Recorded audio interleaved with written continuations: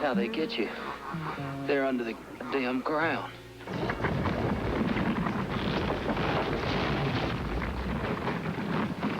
Must be a million of them. Nope. It came from beneath the land in Tremors, a new thriller about monsters that live under the desert floor. It's one of the new movies you're going to be reviewing this week on Siskel and Ebert.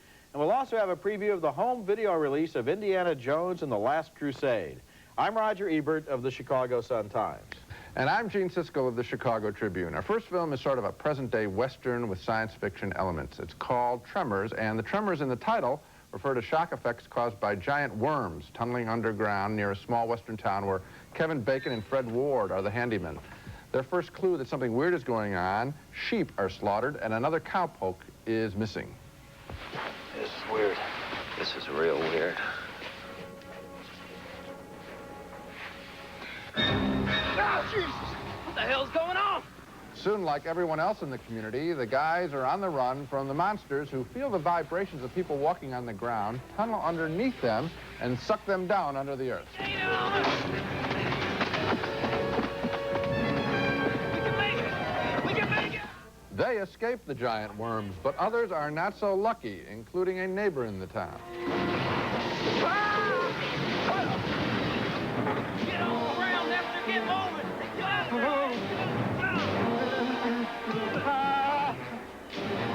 No, Nestor, that's no good. Come on, you gotta get higher. There are elements in Tremors that are great fun. The idea of making giant worms sort of credible villains is funny enough by itself. And Fred Ward, in particular, is a solid, slightly goofy presence in the picture. But I can't really recommend Tremors. A little of it goes an awfully long way. The other characters in the film aren't compelling. Some of the parodies of traditional horror film conventions are lame. Some of the ways these guys look off camera, you know, strange reaction shots.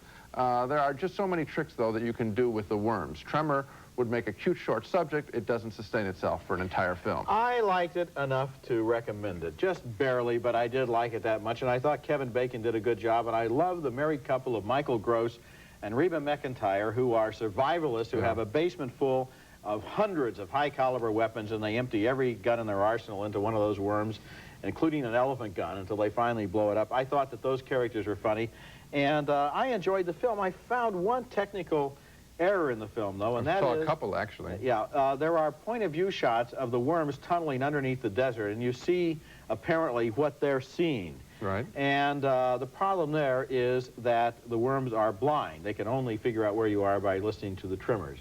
So I had a question with that. I also wondered what these worms were eating in all the years before they found this village. And why there are only 4 of them? Yeah, it was sad that there were only 4. That must be lonely. I think that if they could have taken the picture and broadened it in some way to have another colony of worms show up, or if they had, there are other technical errors. When you can see a worm explode in the end of the picture. You see it explode before it should explode, I mean, does it ever occur to you that you're an adult with a college education and you're seriously discussing with me the fact that maybe there could have been another colony of worms that... I've thought about that.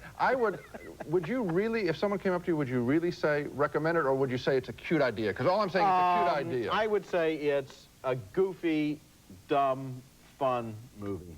Yeah, and for people who are looking for a movie like this, I've seen lots worse in this category. Okay, it doesn't finish out for me for well enough. Okay, next movie.